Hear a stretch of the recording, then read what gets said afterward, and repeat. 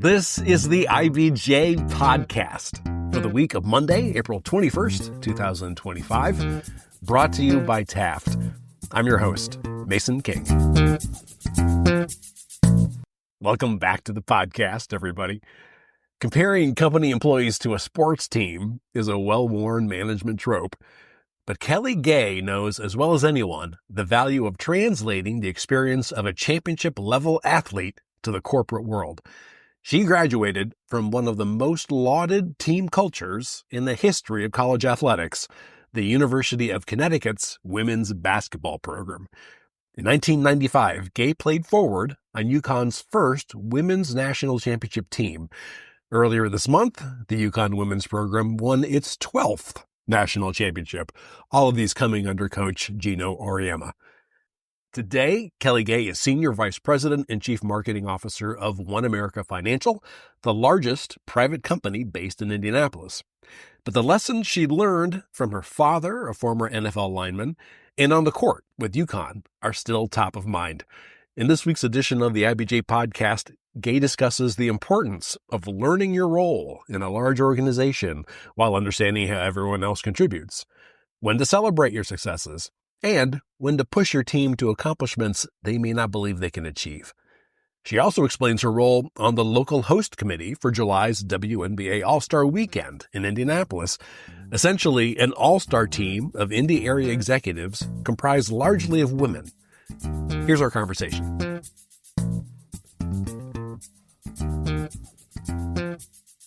I'm pleased to welcome to the podcast Kelley Gay, Senior Vice President and Chief Marketing Officer of OneAmerica Financial. Kelley, thank you for making time to come to our studio today. Thank you for having me. You are a VP level executive for one of the most prominent companies in Indiana, but we're going to talk a lot about basketball. You got it. I'm going to apologize right now and say we don't mean to define you by the sport you played in high school and college, but your alma mater just won the national championship. Yes, they did. Number 12. So that's relevant. And in Indiana, I think we believe basketball is life. So we're cognizant of the connection between team sports and general excellence. And I think we're going to be able to tie all this together by the end. So a belated congratulations to UConn Huskies, who won the Women's National Basketball Championship earlier this month. That was the 12th national championship for the Women's Huskies. You played on the first. I did, and it was 30 years to the day. Is that today? That game. Of that game. Yeah, it was 30 years to the day. So instead of playing, I was watching with a martini, and it was wonderful. All right. So you won in your freshman year. I did, yes. 95 was a freshman year. Yeah. Okay. Did you go to this year's Final Four? I didn't. So one thing to know is that athletes are superstitious. Okay. Right. So if I am traveling for spring break, I either have to be at the game or at my destination, but I cannot be anywhere in between. So we've been traveling many years to spring break, and I've been in transit where they've played and they've lost. So I would say that this year, because I was at home and not at the game, I'm the reason why they won. Well, I hope you told Geno. Oh, we are such superstitious creatures, athletes are at times. So funny story, but yes, it was 30 years to the day. How tense do you get when you watch them play? And I mean, you've had the opportunity to see them play for, more than 11 national championships. Yeah. I mean, what's that experience like? So you go in thinking, of course, it's going to be a blowout. And then, of course, there's drama and trauma on the court, right? But I've been known to stand right in front of the TV, moving and grooving, like the players are moving and grooving on the floor. But absolutely, we get tense. We want them to win. And it is deeply personal when we're watching. Have you ever actually gone to a Final Four? Yes, right here in Indy. Oh, when they're in Indy? Yeah, okay. And they're coming back. Right. When are they coming back? 28, I think, or 29. Okay. The women are coming back here. Have you ever traveled to a Final Four? Yes, I have, years ago. Mm-hmm. All right. Yeah.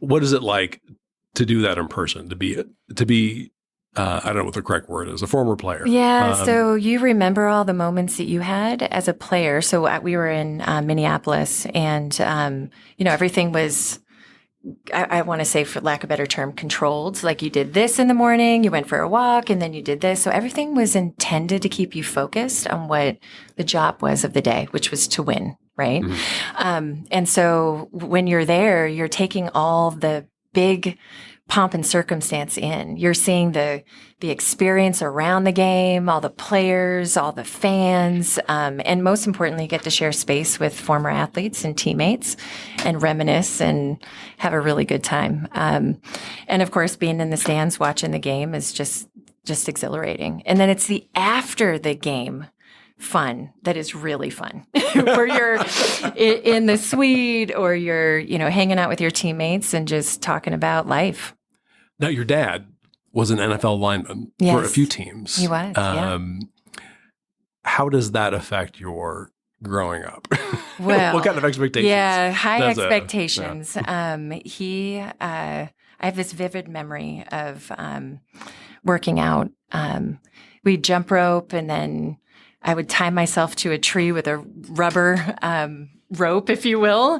And I would run and it would pull on me. We'd play basketball in the driveway. I would go on runs all around town and he would follow me in the car reading his paper with a cup of coffee. We'd run hills, or I would run hills and he'd watch. But, my dad played at a time when there really wasn't the kind of athletic how do I describe this? The training that now exists today. Mm. So much, he was a big guy. He was 6'5", 300 pounds. And a lot of the things that he did, he brought and gave to me. So jumping on different plyometrics, those kinds of things, weights, but in not traditional weights, but it would be pushing over a tire or just wild things. I think people still do that. I see that a lot. Yeah, they still do that now. I do that now at a workout spot now. But he did have high expectations. I think he taught me a lot about being committed and being disciplined. And he wanted for me some things that he probably didn't necessarily find for him, which was just joy in the sport. Mm. And there were plenty of times during the years when I was growing up where I'm like, do I want to do this? Do I not want to do this? Things got hard. And we had some really beautiful conversations about having fun playing sport. Now it's going to feel like work at times and you got to put in the work to get to the success that you're looking for, but never ever lose the love for the game. And so that was very important for him. I'm sure people are going to try to look him up. What was his name? Kevin Hunt. And he played for Patriots? The Packers, the Patriots, the Oilers, and the Saints. Okay. Yeah, offensive lineman. And how did he feel about his career? I think he had quite a story. I mean, he got recruited out of high school and then tore his knee up and then decided to go to a small school in Nebraska. He's the only athlete ever to go from Doane College into the NFL. So his journey was a little different than what I think he thought. I think some of the things that he shared with me were the things that he learned by being a teammate. So he was playing with people completely different from him, racially, socially, economic backgrounds, all those things that make teams beautiful. And it was a time in the 70s where there were different things going on in the world. And so his access to different people from different backgrounds really opened his eyes to the fact that there's a lot about us that is alike rather than different. And those kinds of things helped him grow as a human and probably be more empathetic, more understanding, and more inclusive. How did basketball end up being your sport? Though I'm sure you probably played a bunch of them. I did. I ran track. I think I played soccer. I remember shooting on a different goal than what was the actual goal, right? So my parents were wonderful in terms of giving us exposure. So different things, whether it was music or sport or art. And I gravitated immediately to athletics. And basketball, I was tall, so there was a lot of energy for me to be on the floor. I would say that I led the team in rebounds, and they were my personal rebounds, how many shots I actually missed, and grabbed it again and put it back up. Follow your shot. Yeah, follow my shot. But I loved it from day one. And, I'm still friends with some of the kids that I played with. Now they're, grown women, way back in the day. How quickly did you hit 6'2"? So I actually grew a little bit in college, but I was pretty tall. I was that girl standing in the back of dances, looking cute, but way taller than the boys. And then how did you end up at UConn? Yeah, so the recruiting process took place. I had a and you were on the East Coast at that time. East Coast. I was in New close-ish. Hampshire. Yeah. My coach, Carol Mastercoris, was fantastic. I mean, it was a time when women's athletics was really growing, or women's basketball was really growing, and so she was out really communicating the fact that I was there, and then my AU program, I got exposure, and I got recruited, and there were a lot of schools from all around the country, and I went to UConn. It was a wonderful experience. It was only 2 hours away, and they pulled out all the stops. I mean, it was such an amazing moment where, I don't remember, but you can fashion it to things like, I have a jersey and I'm on the floor and I'm imagining myself playing in this beautiful stadium, Gamble Pavilion. Went to a football game, just felt the community. And then I remember I was also being recruited by Notre Dame, and I thought I wanted to go there. So I'm on the phone with Coach Auriemma, and he's like, well, I heard Muffet McGraw needs more film on you. And I said, no. Seriously? And he's like, well, I already know you're a great player and you're going to be this and going to be that. So, I've got the cord wrapped around the wall and, sitting in the dining room. And I thought to myself, well, if this guy thinks I'm enough, and I've had such a great experience there, then I'm going to go there. Mm-hmm. So, and he talked about being part of something bigger than you. I had always played on teams where I was probably the star, if you will. And I knew coming into University of Connecticut, I was not going to be. I don't think I understood what that meant emotionally, mentally, and how I was going to respond to that. But I knew I wanted to be part of something bigger, and he was building a team that he visioned would win. Yeah, you were Miss Basketball for New Hampshire. I was, right? yeah. I mean, that's something. Yeah. And so, but you feel like you went in understanding. I think I went in understanding that I was going to be part of something bigger. I thought maybe I would have a bigger role, right? But so there's a big step from high school to college. And I think that's one of the things you have to learn, and it's completely transferable to the workplaces. You got to know what your role is. So in high school, I averaged a lot of points a game. And when I got to college, you line up, and there's people who wear blue jerseys and there's people who wear white jerseys. Blue is starter and white is the practice squad that plays against the blue team, and you make them better. So we're going down the row and handing out jerseys, and I'm like, I'm surely going to get a blue one. I'm a freshman, okay? I literally needed to have some broader perspective. But I got the white jersey, and I'm like, wait, what's happening here? And so as my career at UConn evolved, I started to learn that I had a very important role.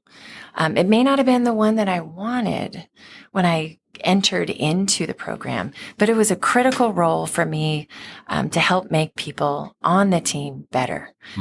Take away their left hand or take away their right hand, or when in practice, and do my job to make sure that they were game time ready for when we played the Notre Dames or the St. John's or whoever. Right.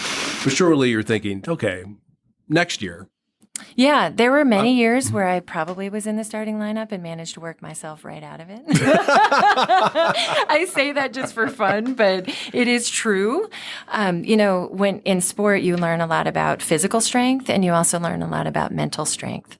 And those things, again, I mean, you got to bring them into the workplace. There are always going to be obstacles and challenges.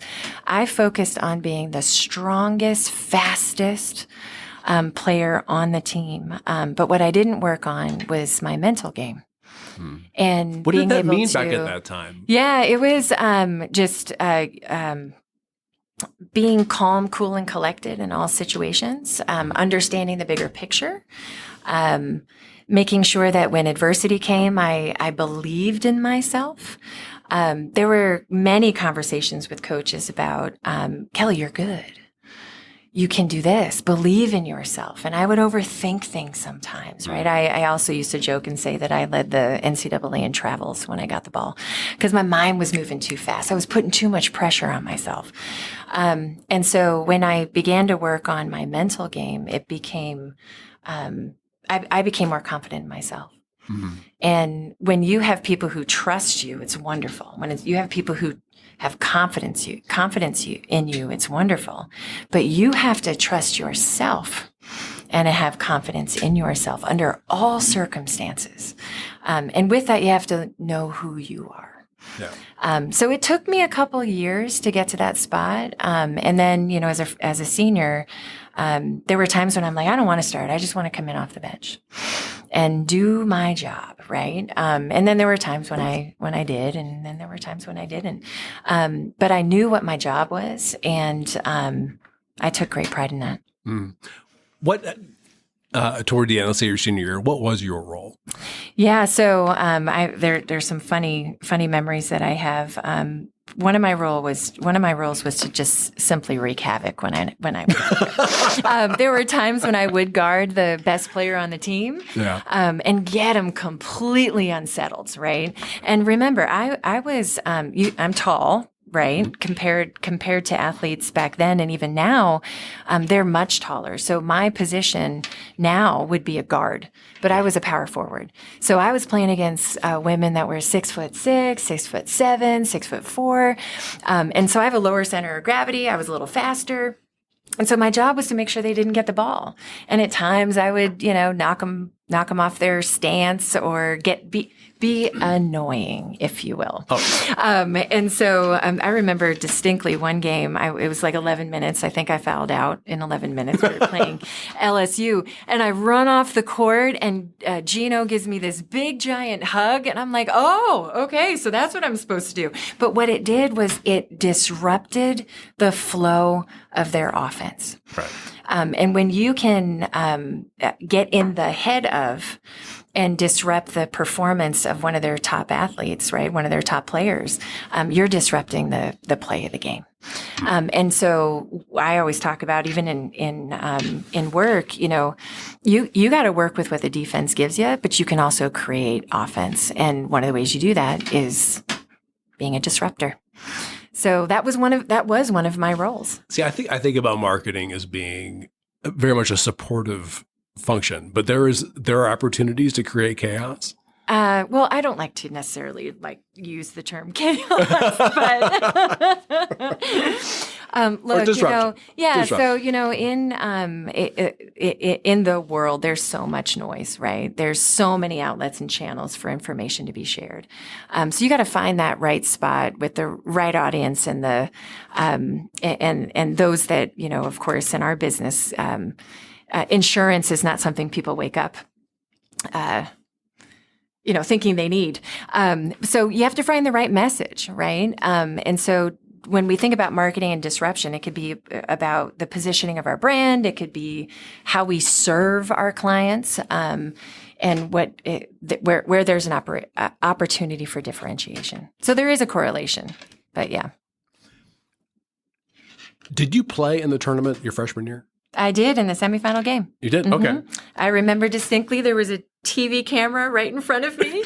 I'm on the foul line. I'm like, everyone's watching this. I think I made the first one, but not the second one. That's good. That's great. Yeah, it was fun. Put points on the board. Okay, let's take a quick break to hear from our sponsor. This is the IBJ Podcast. Taft, today's modern law firm. With more than 800 attorneys in 8 primary Midwest markets and the District of Columbia, we provide solutions to the business issues facing middle market and emerging companies alike. We do this through a highly collaborative and inclusive team approach. Taft, the modern law firm. To learn more, visit taftlaw.com. All right, we're back with this week's edition of the IBJ Podcast and my interview with OneAmerica Vice President Kelley Gay about the ways her experience as a college athlete and national champion prepared her for her career. What do you think about the relative ease with which players can now transfer? I know you were real happy with your junior year. If at the end of that year they said, hey, guess what? We have something called the transfer portal, and you can go play for Maryland right now. Yeah, or whatever. Would you have done that? No. Mm-hmm. No. I like to finish what I started. Mm-hmm. That's important to me. And I think continuity is really important. I think that there is, there are pros and cons to the portal, and there's pros and cons to NIL. And there's pros and cons for athletes and for coaches. Coaches, they thrive on continuity and chemistry within a team. And so players coming in and out, it's difficult to create that unity. I think you saw, there was an interview with Paige Beckers, and she talked about the fact that we won because of the friendship and chemistry on the team. And that happens by working hard and playing hard and playing smart together. So that can be of great benefit, continuity for a coach, but then the portal can also create opportunity for new rhythms and recruit new talent, right? So there are pros and cons there. I think the best thing about the portal is it gives agency to players.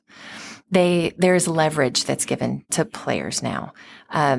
And I grew up in a time where, again, you like to finish what you started, and the coaches had the opportunity to mold you and have you become part of a team, but they're not just molding and developing a player for now. They're developing them for the future, right. The whole person, right? So whether or not you go on to play in the WNBA or you go on and do something like I do now, there's so much that you learn by having that deep relationship with your coaching staff. So as a leader today, how does that translate? Do you see a lot of your role as developing long-term, I don't know if relationships is the right way, but yes, very much so. How would you say it?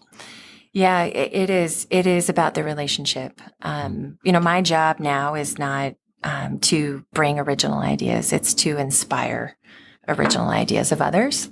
And when you have a team, and I am very much a team-oriented leader, whether I am supporting a team or I am leading a team, and you have to bring people together to get the best outcome. And when you're a teammate, and I was actually just having this conversation with a different team in our organization, when you know the role and remit of every single person on the team, whether it's the same discipline or a different discipline, that translates to what happened in sport. I'm on the floor. I may play the 4 position, but I know what the 1, the 2, the 3, and the 5 are doing. And it is my job to make sure that we are all doing it together. So I feel now, as I've gotten older, I'm much more of a coach. Obviously, there's a playbook we have to have everyone sign up and sometimes co-create it. But it is about unlocking the potential of others and making sure that we all understand the competitions outside the building, not on the team. In the corporate setting, do you have the freedom? Do you have the time to be able to take somebody aside over the course of a year and say, believe in yourself? Every day. It's an everyday job. So that does happen. Yes, absolutely. Okay. Here's what I see that is a huge strength of yours. Okay. Here's what happens when you overuse that strength. Or here's an opportunity for you to step into next level leadership or solve a problem or have a conversation where you have to negotiate an outcome. It is an everyday thing. And I would say that that's probably one of the things I enjoy the most about my role. How, well, let me ask you this. What was Coach Auriemma like 30 years ago? I'm supposed to say what happens at UConn stays at UConn. I'm just kidding. No, I'm playing. He has 12 championships. He has 12 championships, and you can watch his master class, and of course they're all over TikTok now. Yeah. He's a brilliant man. Watching him now, there are very similar traits of what he was like then, but he's a little bit softer now. Okay.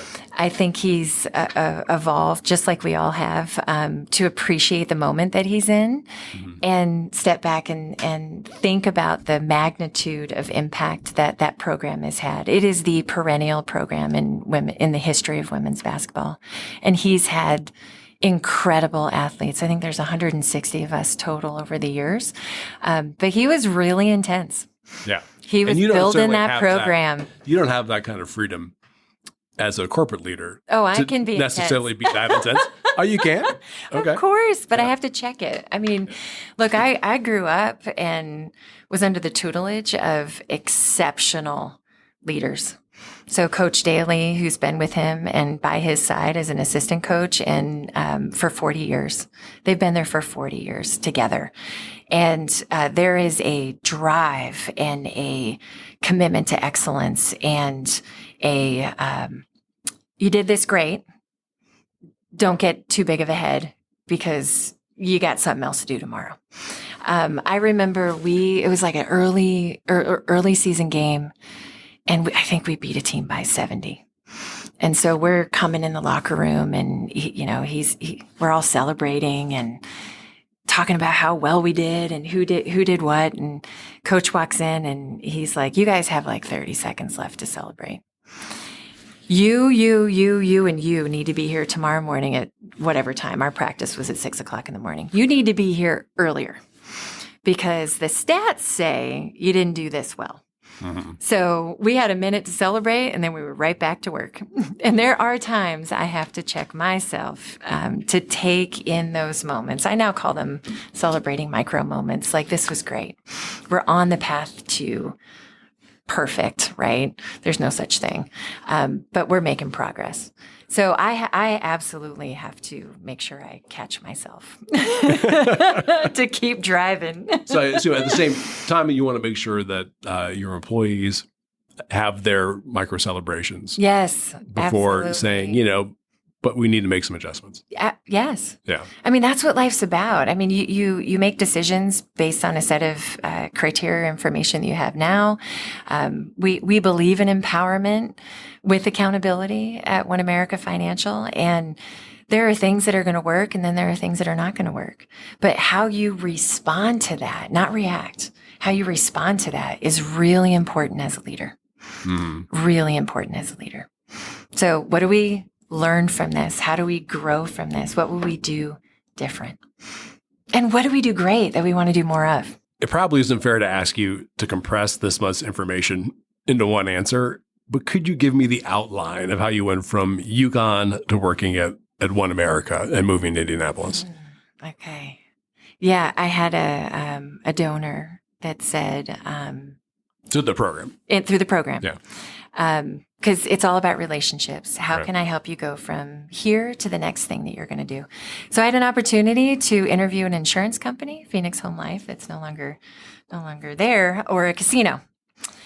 And I thought to myself, there's no way I'm going to work in a casino. I'm not playing with, whatever that is, odds and luck. And then it became very obvious to me that in the insurance business, you're dealing with mortality and morbidity and actuarial science and all those kinds of things. So I chuckled. And you were an English major. I was an English major. I mean, on paper, you were an English major. Yeah. So I went right into insurance, and I've been doing this for 26 years. Yeah. So I've always been curious. I think that's a really important thing as a leader, to make sure that you are not just thinking about the world around you, but you're also thinking about the complex and unique world within you. How does it all work? How do you think about things? How do you respond to things? And what are all the factors that are contributing to your environment? So as I grew in my career, it was always about what's the next thing I can learn and what's the next thing I can do. So I went from working in communications in an insurance company to becoming a financial advisor. And of course, I was hired to go knock on the doors of all the donors and fans and athletes. And I'm like, I'm not doing that. I just stopped dribbling a ball about 2 years ago, right? Yeah. I'm not doing that. And I did that for a while. And then I went back into the insurance industry, if you will, and just kept growing in understanding what we do, why we do it, how we do it. And then, I got a call from OneAmerica Financial about 13 years ago. Really? And I'm like, out of the blue? Well, recruiters, right? Okay, yeah. And I had done a bunch of different things at my prior company. And I'm like, who are they? Where are they? Indiana. I don't know where that is. But, I flew out and fell in love with this company that had plans to grow. And this notion of being part of something bigger was appealing to me. And it was appealing to me when I chose to go to UConn, and it was appealing to me here. And I got to be part of helping an organization grow. And what did that mean? That meant taking on a whole bunch of different roles and doing different things and growing and learning about myself and the world around me. And so now you know what 1 through 5 does. Yes. Sometimes I got to do cleanup on aisle 5, but yeah, so that's kind of the journey, but it was ups and downs and roundabouts and doing all kinds of different things. I know at one point you were coaching youth girls basketball. Yes. I mean, for more than 20 years. Yes. Are you still coaching? I'm not. Okay. No, I've thought about it again just because I love to give back. I think the same thing is true now as it was way back then. When young women believe in themselves and understand that they are enough, they can do anything. We talk about women's sports. Those that play become some of the greatest leaders in anything that they do. I think team sports help refine some things about you, as well as expose beautiful things about you. One of the things that Geno did is he would push you, and you can call it pushing you to the brink, but that's not what it was about. He pushed you to a point where something new emerged. Mm-hmm. So, whether it was putting you in different situations, whether it was competing against different players, he would push you to a spot where you had to fully trust that he had your best interest in mind, and you let go of the things you thought you wanted or how you imagined things to be so that something new could be born. And those kinds of breakthroughs are absolutely beautiful, and they come through sport. And so I loved coaching, not just because you had an opportunity to win, right? Mm-hmm. It was to help young girls believe in themselves and help them do things they never thought they could. Does that make sense? Did you coach your daughter? I did, yeah. Okay. Yeah, she didn't like it. I was going to say. She didn't like it. What was that experience She like looks back on it and says, oh, I love it now. But she... So why did you hit it? Because, I'm going from mom to a coach. And so I'm giving her feedback, right? You weren't here. You need to do this or whatever those things might be. And she didn't like it. And we get in the car and she'd cry and say, Mom, you're so hard on me. I'm like, baby girl, I'm not hard on you. Think about it. I'm doing this with everybody, but I'm also propping you up, right? She looks back on it now, and I'll have to double check it. But I think she loved those moments because we got to have a shared experience. How old were the girls that you were coaching typically? Oh, gosh. They were fifth and sixth. Okay. I actually I coached our older daughter. I have an older daughter who's 35, so I actually started with her. And those young ladies I'm still friends with, and she's still friends with, and it's so much fun.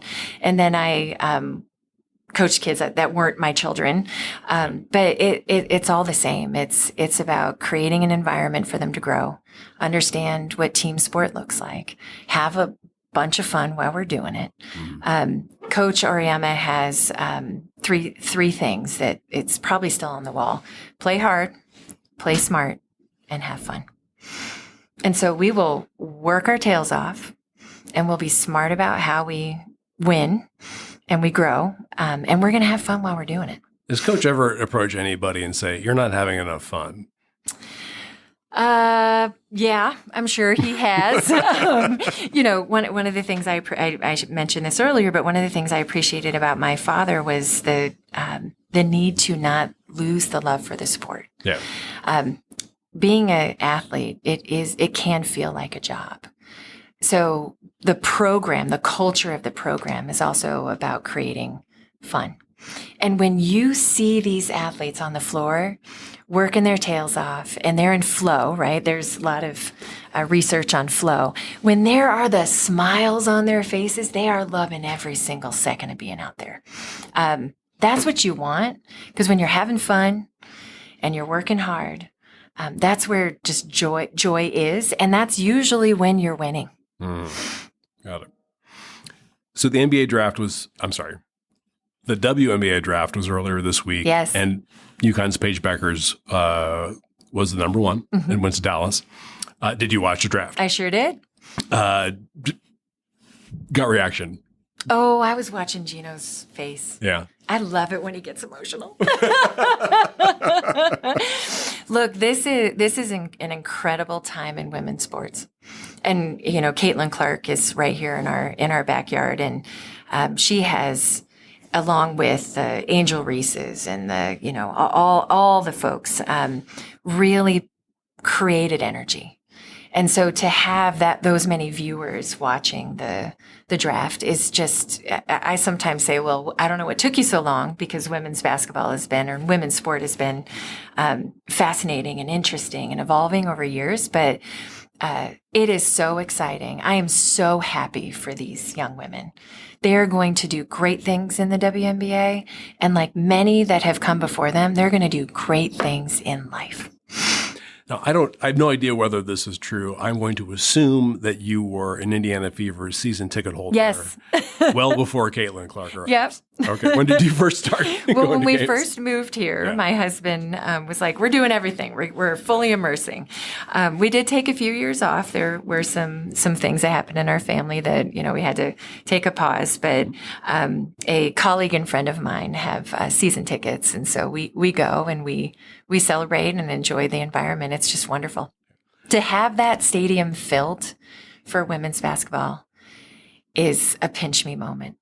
And to now have the Chicago Sky, right, and other WNBA teams having to play in bigger arenas is just a sit back and celebrate moment. It's bigger than a micro moment. So the Fever and the city of Indianapolis will host the WNBA All-Star Weekend. Yes, I'm part of the team that's helped bring that. Yeah. Tell me about how you're involved. Yeah, so I'm a board member. I'm also part of a committee that is really about engaging different age groups. So there's many programs for the college athletes and for the younger athletes, and for kids, young women, young girls to join sport. So we've got a bunch of different programming that we are doing to invite people in to the sport or help them learn and grow and develop as an athlete. Can you give me some examples? Yeah, there is a women and girls empowerment series that we are spearheading, and it's for 5th and 6th grade girls to engage in sport. We're going to be partnering with organizations like Mind Trust and Girls Inc. There are events that are going to happen in high schools and middle schools that are programs and workshops that can also be self-guided. And it's really about understanding what motivates you and what excites you about playing sport. What are the things that, prevent you from joining, and what are the overall benefits of being part of a team? That's one. There's also some symposiums that we're doing where we're highlighting, similar to what we're talking about today. What is it like that, you learn in sport and you can bring to corporate environments or entrepreneurial roles, and really celebrating women in sport. Mm-hmm. So I was looking at the list of directors for the Indianapolis All-Star Host Committee, and it blew a hole in my mind. you want to talk about an all-star team. Oh, it's incredible. It's well past 50 people. The vast majority of them are women, and the vast majority of them are either CEOs, presidents, or other very high-ranking executives. Former coaches, Tamika Catchings. Mm-hmm. I mean, it is an all-star lineup for sure. Yeah. So, and people will know these names individually, but to see them together and know that they are part of the same organization and they are pushing for the same goal was really kind of a revelation for me. Yeah, it's what teams do. Yeah. Right. So taking the diverse talents of each of us and bringing them forward and saying, how can I help? Because helpers like to help. And every one of them, the folks that are in the room, they are visionary individuals and leaders, and they also know how to put together a really great team and unlock that opportunity for impact. So I was on a call, and I'm like, that's Lynn Dunn. That's Lynn Dunn. And to learn from people like Mel Raines or Allison Millington, who's on the board. I work for an incredible woman, Karen Surratt. She's also part of the Indiana Sports Corp. Sarah Meyer. I mean, the list goes on of these wildly talented, highly successful women that are also really incredible people. Mm. Yeah. I mean, I'm going to throw a couple more names out there. I mean, you have Gail Boudreaux, who's the CEO of one of the largest companies in the country. Yep. Jennifer Rumsey, who's CEO of one of the largest corporations in the country. Alicia Johnson, who's superintendent of IPS. Yep. Brandy Davis-Handy, who is the president of AES Indiana. Yep. Melina Kennedy, I think currently a president of CICP. Allison, obviously Millington, Caroline Mays, Mel Raines. Yep. Of course. Mel Raines, Caroline's on our board. Yeah. Kaylin Jackson, one of the Irsay family owners of the Colts. Oh my Lord! I mean, it's really incredible. I mean, it's a brain have trust. you ever like been in a room with everybody together? Or yes, yes. What is that like? Well, your first instinct is to be like, that's intimidating. Yeah. But you got to lean right in. You have to wear a name tag? Yeah. Yes. I think we wear name tags. But everybody knows everybody. Yeah. And so there's little pockets of fun and engagement. But when it is time for business and Mel Raines calls the meeting, we're all about getting the job done. Is there something that we can say about how the All-Star Weekend is bringing together women leaders in Indianapolis and how that potentially could benefit the city going forward? Absolutely. There is an event, it's BOSS, and we are bringing in a ton of executive leadership that's outside of Indy in to talk about women's sports and the impact that women have both on sport and in the world. And it is, I love what Indy's doing. I love what this town has created as a sports community. And I love their focus on women empowerment and women in sport. So we're going to be the epicenter of opportunity, not just now, but well into the future. It just dawned on me. This is April? Yeah, it's less than 100 days away. It's coming faster than I thought. Get engaged. Buy tickets. You guys feel like you're in a good spot? Yes, very much so. Okay. Yeah, I mean, look, we put on events at OneAmerica Financial too, and there's a lot of things you plan for, and then there's a lot of things that don't always go right. But the folks that are on this committee and the vast number of volunteers, this is going to be a spectacular experience for those that come. And I certainly hope that everyone that's listening will jump right in. Well, we appreciate the work you guys are doing, and I know we're going to revisit this. But thanks for taking a little bit of time today. You got it. Glad to be here. My thanks again to Kelley Gay. And folks, before you get on with the rest of your week, there are a few stories in the latest issue of IBJ I want to draw to your attention. First up, Carmel-based Republic Airways Holdings is on its way to accomplishing something that's been on its to-do list for several years, going public. Susan Orr explains the unconventional route Republic plans to take. Also in this week's issue, Kate Sharon explores the potential repercussions of the property tax relief plan signed into law by Governor Mike Braun. And Dave Lindquist explains how chef Colin Hilton of Cunningham Restaurant Group whipped up the dish of a lifetime to win this year's World Food Championships. Again, you can find these stories in the latest print edition of IBJ or online at IBJ.com. I will say it is quite a bit easier to access all of the latest local business news and all of IBJ's data on Central Indiana's business community and economy if you're a subscriber. We're running a promotion right now that gives you complete access for $1 per week for 3 months, just to get a sense of how valuable and original our content is. Just go to IBJ.com and click on the subscribe button. And thanks again for making time this week for the IBJ podcast. I'm Mason King. Hang in there, everybody. We'll be back again next week.